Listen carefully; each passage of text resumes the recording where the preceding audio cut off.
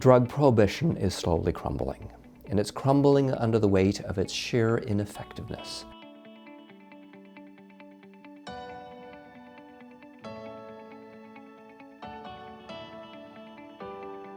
There has really been no drug policy reform that has challenged modern-day pharmaceuticals. I'm Tom Eckert.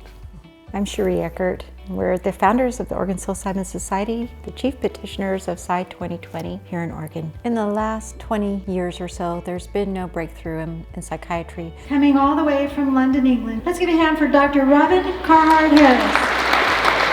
The current treatments are really limited. They only really seem to moderate symptom severity, they're kind of palliative. More effective psychiatric treatments would be highly desirable given the ineffectiveness of current psychiatric treatments. My name is Mark Hayden, and I'm the Executive Director of MAPS Canada, which is the Multidisciplinary Association for Psychedelic Studies.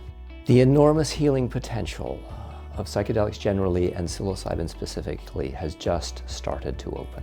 Psilocybin has the potential to be that breakthrough therapy. Psilocybin is a naturally occurring ingredient that is grown in a variety of different mushrooms. It doesn't seem to have any addiction potential. The fact that psilocybin occurs naturally, there's an appeal there to natural medicine, plant medicine, that people find very appealing. Psilocybin addresses really hard to treat issues. The depression, end-of-life anxiety, addiction issues of a variety of sorts, from alcoholism to tobacco cessation. So this transdiagnostic potential that's there with psychedelics is really exciting and quite unique.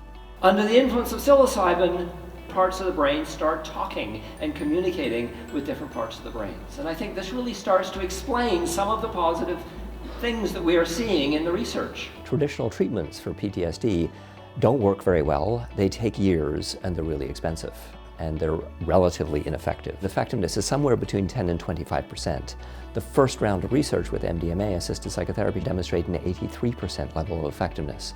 The first round of research looking at psilocybin as an intervention for tobacco cessation demonstrated an 80% level of effectiveness. We are essentially healing people. We are demonstrating a level of effectiveness that hasn't been shown before. We're trying to create access to what we call psilocybin services, which is like psilocybin-assisted therapy. And we're trying to bring that to the people of Oregon. We have a lot of work to do. We have to get 140,000 signatures. Are you an Oregon voter, sir? Excuse me, are you an Oregon voter? Working on psilocybin policy reform is a little bit different than legalizing cannabis. It's not recreational. You actually do need to come and sit in a service center. You do need to stay there for the duration of your experience. Slowly we are waking up to the fact that prohibition is a miserable failure and it needs to be changed. I believe we will get this on the ballot. You'd be interested in signing? Thank you.